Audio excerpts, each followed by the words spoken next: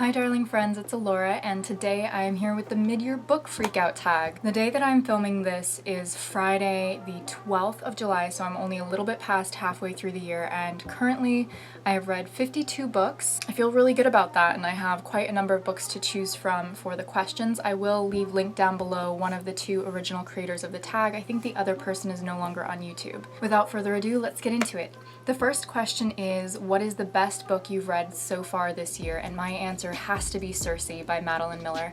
This was one of the very first books that I read in 2019 and I absolutely adore it. It follows Circe, who is the daughter of the god Helios and a nymph, and she is cast out when she is pretty young, but because she has God's blood running through her veins, she's actually immortal. So Circe spends centuries and centuries living on this abandoned island, and it's her story of betrayal, loneliness, revenge, love, and I just adore Madeline Miller's writing style. I think that this is an absolutely remarkable book, and if you haven't read it yet, definitely read it. Question number 2 is, what is the best sequel you've read this year? And my answer to that is Muse of Nightmares by LAKEY Taylor. LAKEY Taylor's writing is absolutely enchanting. This is the sequel to Strange the Dreamer, and it is actually a duology, so this book completes the series. In the first book, we follow a protagonist named Laszlo Strange, who is an orphan who has been brought up in a library and has developed this unending fascination with a place called Weep, which has basically disappeared off the map and no one really remembers much about it. Even the name, the original name of the place, has disappeared. The story is so complex, but I don't want to give anything away. Just know that in addition to this being a wonderful story with adventure and love, it also really focuses on the idea of one people group oppressing another people group and vice versa. And I just think that LAKEY Taylor is marvelous. If you haven't picked up her work yet, definitely check her out. Her other work too is also fantastic. So, question number 3 is a new release that you haven't read yet but that you want to. For this, I'm going to go with Sorcery of Thorns by Margaret Rogerson. I read An Enchantment of Ravens when that came out, and it wasn't my favorite book, but I felt like it was because it was too short, and this book is actually a lot longer. From what I understand, the basic premise is that there are these keepers who live in a library, and all of the bad and evil things in the world go into books to be contained within this library. And at the beginning of the story, she is a keeper in training, our protagonist, and somehow manages to let loose some evils into the world. It sounds really fun and I can't wait to give it a go. Next is my most anticipated release for the second half of the year, and this of course has to go to Dark Dawn by Jay Kristoff. As you know, Nevernight is one of my favorite fantasy books of all time. It's absolutely fantastic. His writing is brilliant. He's so witty. The story is great. The main character is badass, and there's so much gray morality, which is something that really fascinates me. So I can't wait for the conclusion to this trilogy. This book is slated to be released on September 3rd, and I just want to point out that it was supposed to come out last year, and I'm a little bit salty about it still that the release date was pushed, but so excited, can't wait. The next question is kind of a downer, and it is, which book has been your biggest disappointment this year? I actually have 2 books for this, so I'm gonna kind of spread out the negativity so that it's not all concentrated in one place. I feel terrible saying this, but the first one is Near Witch by Victoria Schwab. This was the first book that she had published, and it was recently republished. They did a big rebrand and reprint of it, and I really didn't enjoy it at all. But I have to say that there was a novella at the end of the book called The Ashbourne Boy that I thought was much better, and it's because she wrote it later in her career, so you could tell that she started to develop more of her own personal writing style that has carried forth through her current books, and I really prefer that writing style to the writing style that she had. The Near Witch is a simple story about a girl who's living in this town, and all of a sudden little children start to go missing, and a shadow boy comes to town, and so it's about the town blaming this newcomer and her trying to figure out who actually is kidnapping the children. She has a little sister, so she's trying to protect her little sister. She doesn't want her to be kidnapped. I expected the finesse of later Victoria Schwab, and it just wasn't quite as polished, which is why it was disappointing, because I expected it to be better than it was. That's the root of all disappointment, really. It's not the other people's fault. It's us putting expectations on something to be a certain way, right? The other book that disappointed me this year was The Bear and the Nightingale. This is, man, I really wanted to like this book because I've heard a lot of people who I trust who said that they really liked it, but For me, it just didn't do it for me. The book follows a young girl who lives in a Russia-esque setting where the winters are long and harsh. At a young age, she starts to develop these tendencies that make it seem like she might actually be a witch, which is something that she absolutely cannot be in this place in which she lives because they persecute and kill witches. So I don't know, I just expected, again, I expected more from this book than it delivered. I didn't really care about the main character. To kind of bring the vibe up a little bit from the disappointment, I just want to say that there is a really good fantasy story set in Russia called Spinning Silver by Naomi Novik that I would recommend if you were kind of looking for that basic feel but didn't enjoy Bear the Nightingale like me. The next question is, what is your biggest surprise of the year? And for this one, I have to pick Daisy Jones and the Six. I read The Seven Husbands of Evelyn Hugo this year also and didn't love it. I thought it was good, but it didn't quite live up to the hype for me. It didn't disappoint me hugely, but it just wasn't quite as good as everyone was saying it was. But I did still give Daisy Jones and the Six a shot, and I listened to it on audiobook, which I highly recommend because it has a full cast audiobook.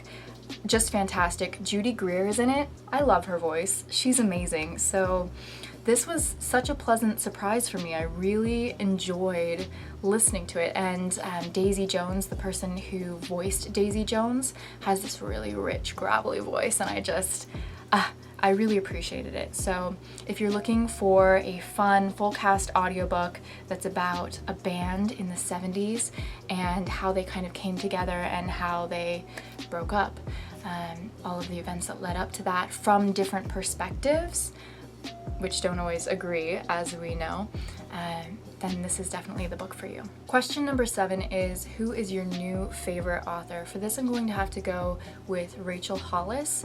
I listened on audiobook to her books Girl Wash Your Face and Girl Stop Apologizing, and let me just say they were incredibly motivational, very empowering, and I actually listened to both of them twice because I felt like there were so many nuggets of wisdom contained within the books that I just hadn't caught them all the first time. And so Rachel Hollis is definitely my new favorite author. Question number 8 is, who is your newest fictional crush? And I thought about it, and it was a little bit hard because I just wasn't really connecting with any of the fictional crushes this year that I've read about, but I did come up with one, and that is Graham from All Your Perfects by Colleen Hoover. I really am trash for Colleen Hoover. I think that she does an excellent job at writing relationships because she really creates three-dimensional people. And so you really feel like each person is a character. In this book, our main character, Quinn, meets this man, Graham, outside of her fiance's apartment while her fiance is having an affair. And Graham is sitting there because it's his girlfriend that the fiance is having an affair with, and that's how they meet and end up coming back together later in life. He was such a good human being. He fought so hard for their relationship, even when Quinn was doubtful.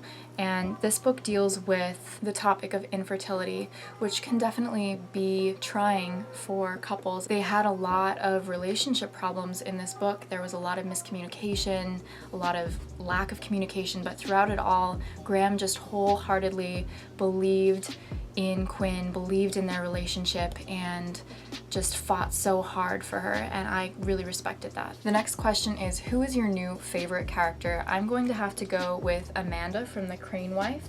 She is the daughter of George, the main character, and she is so snarky, and she just says what's on her mind, and it was really refreshing.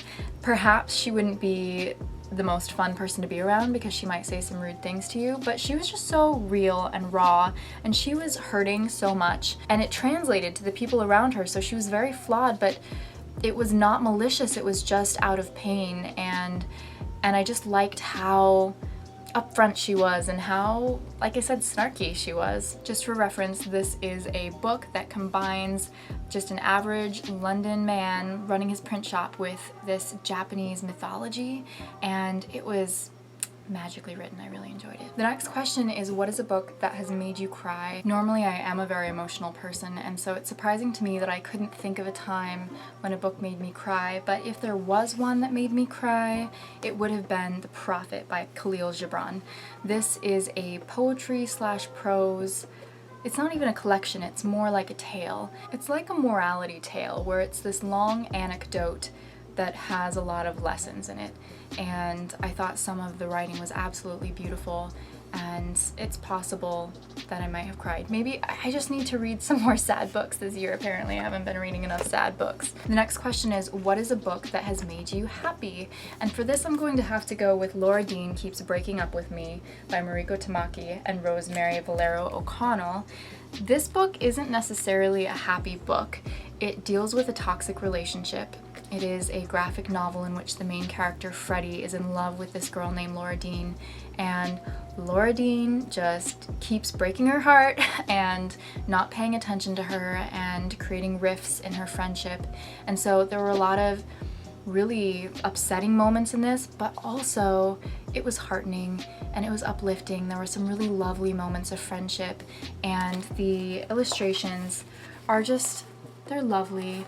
And so ultimately, at the end of reading this, I felt really happy. What is the most beautiful book I have bought this year? That's a hard one. There are so many gorgeous covers, but I think that I'm going to have to go with The Priory of the Orange Tree by Samantha Shannon. There's just so much detail in this cover, and it's shiny. It's a relief cover, so it has texture and it's embossed, and it's really beautiful, and it harkens back to the days when I was in middle school and used to read all the dragon books. I really miss the days when dragon books were popular, and it seems like maybe they might be coming around again as a trend. We'll see.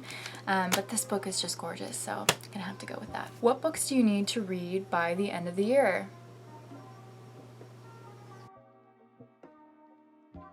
Yeah, my TBR is almost 200 books long. However, if you want to know the top 5 books that I really want to get to this summer, I just filmed a video about it, so I'll link that down below. Gotta start somewhere, right? The final book for this very fun tag is, who is your favorite book community member? This is way too hard to pick. There are so many wonderful people here on BookTube.